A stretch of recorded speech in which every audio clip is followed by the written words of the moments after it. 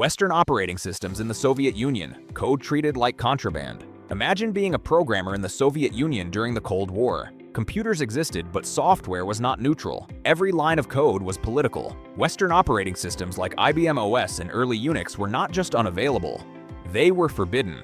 Installing them was treated less like piracy and more like espionage. To the Soviet state, software was influence disguised as productivity. The fear was simple.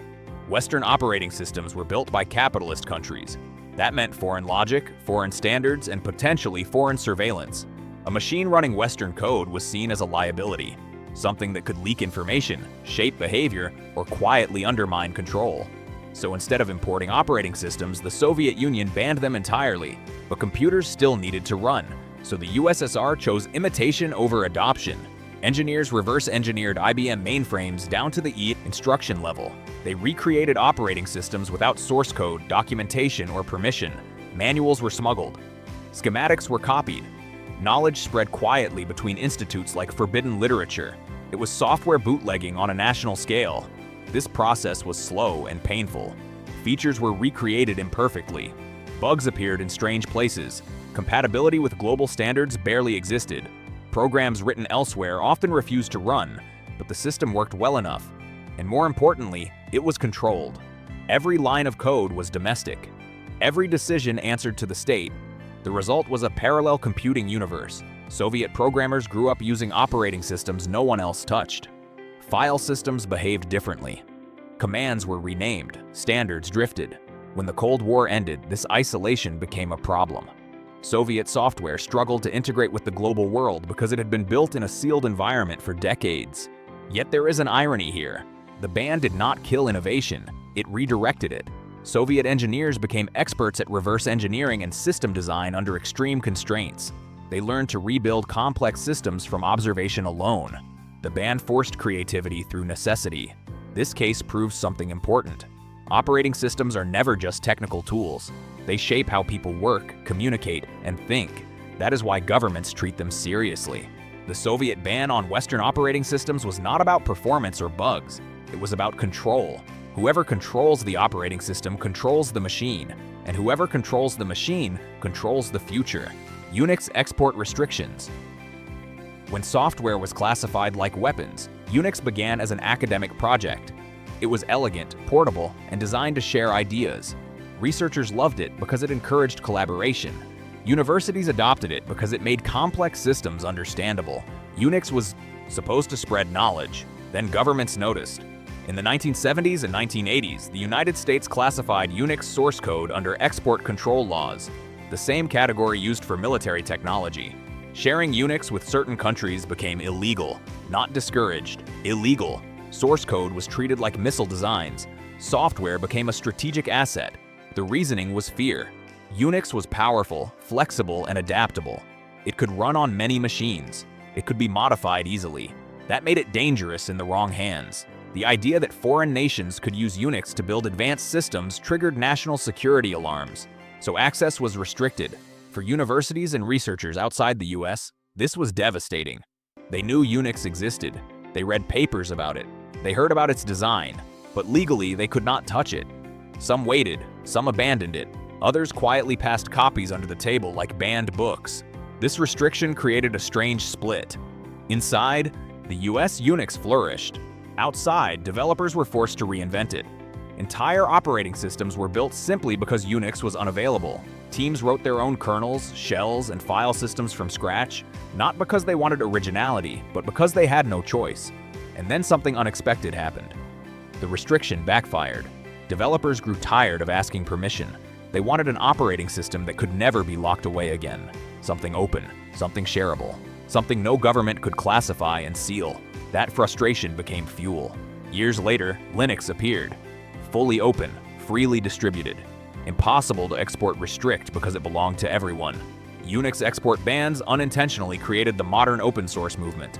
What was meant to contain power actually spread it. Developers learned that software freedom was not just philosophical, it was practical survival. This case shows how banning an operating system does not stop progress. It redirects it. When access is blocked, alternatives emerge, sometimes stronger, sometimes unstoppable. Unix was not banned because it was harmful. It was banned because it was powerful, and that power changed the world anyway. Stock Android in China, the OS that lost its identity. On paper, Android is allowed in China. In reality, the Android most of the world knows is effectively banned. Google services are blocked. No Play Store, no Gmail, no Google Maps, no YouTube. Remove those, and Android becomes something hollow. The operating system still runs, but its ecosystem disappears. Android was designed around Google. Its app distribution, authentication, notifications, and cloud services all assume Google is present. When those services are removed, Android stops being a unified platform and turns into a fragmented shell. That is exactly what happened in China. The ban was not about Android itself. It was about control.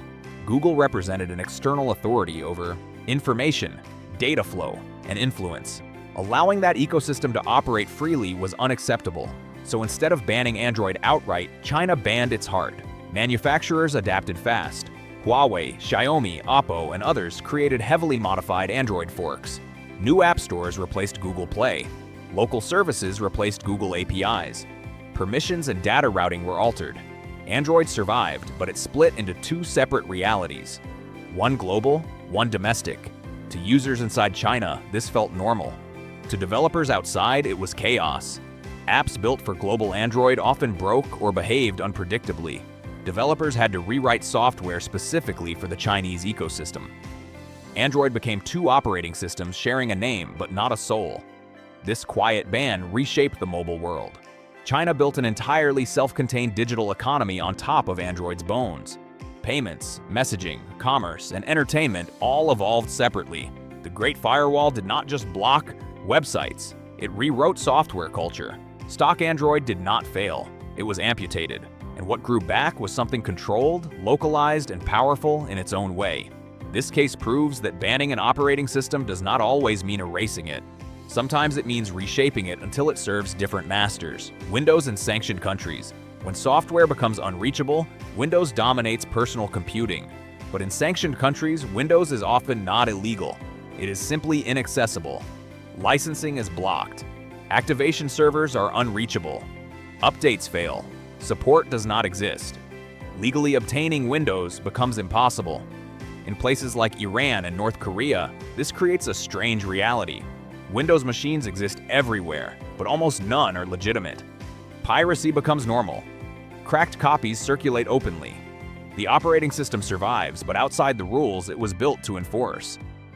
Governments noticed this weakness. Depending on foreign software meant dependence on foreign policy. Updates could be disabled. Access could be revoked. Entire systems could be crippled remotely.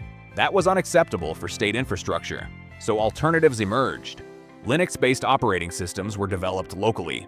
Some were open, others were heavily modified. Surveillance features were added. Controls were tightened. The goal was not freedom. The goal was independence. Windows was not banned by law in many cases. It was banned by reality. When licensing becomes impossible, software dies quietly. This is the softest form of ban. No announcement, no enforcement, just silence where updates should be. This case shows how operating systems can be removed without confrontation. Politics does not need to outlaw software, it only needs to deny access. Red Star OS, the computer that never looks away. Red Star OS exists for one purpose: control. In North Korea, foreign operating systems are restricted or outright banned. Windows and macOS are seen as ideological threats. Red Star OS replaces them entirely. At first glance, Red Star looks familiar. It resembles older versions of macOS. Icons, menus, windows. But beneath the surface, everything is watched. Files are watermarked invisibly. Every document carries a signature tied to the machine that created it. Move a file, and it tells on you. Applications are locked down. Customization is suspicious. Even changing basic settings can attract attention. The operating system is designed to remind users that the computer belongs to the state, not the individual. Using foreign operating systems can result in severe punishment. This makes Red Star OS unavoidable. It is not chosen, it is assigned. Red Star is not about productivity or innovation. It is about obedience. It proves that an operating system can be a surveillance device first and a computer second.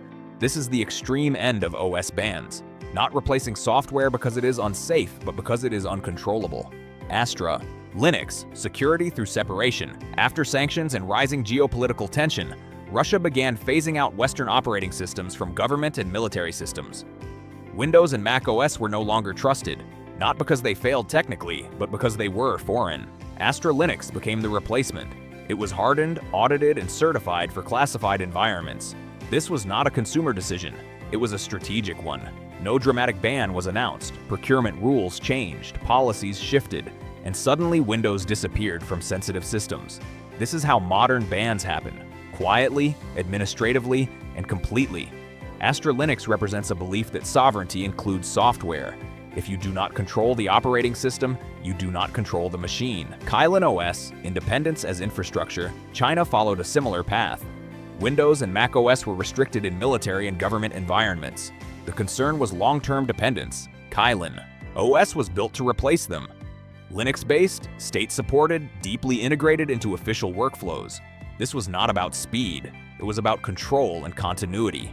Kylin OS shows that bans do not always target civilians. Sometimes they target power structures. Software becomes policy. BeOS, the OS that was quietly suffocated, BeOS was fast, modern, and technically impressive. It was not illegal, it was not insecure, but it lost distribution. PC manufacturers were contractually discouraged from shipping anything that competed with Windows. Without hardware partners, BeOS faded. No ban was announced, no law was passed. But the result was the same. BeOS disappeared. This is corporate power replacing government force. macOS on non-Apple hardware, the locked ecosystem. Apple bans macOS on non-Apple hardware through licensing and technical barriers. Hackintosh systems exist, but enterprises prohibit them. This is control by design. macOS is not meant to roam free. It exists to support hardware sales. Tails OS. When privacy becomes suspicious, Tails OS enables anonymity. It leaves no trace. In authoritarian states, that alone makes it dangerous. Networks block it. Users are flagged. Privacy becomes guilt. Tails is banned not because it harms, but because it hides. Operating systems are not neutral. They decide who controls data, visibility, and power. No operating system disappears by accident. It disappears because someone decided it should.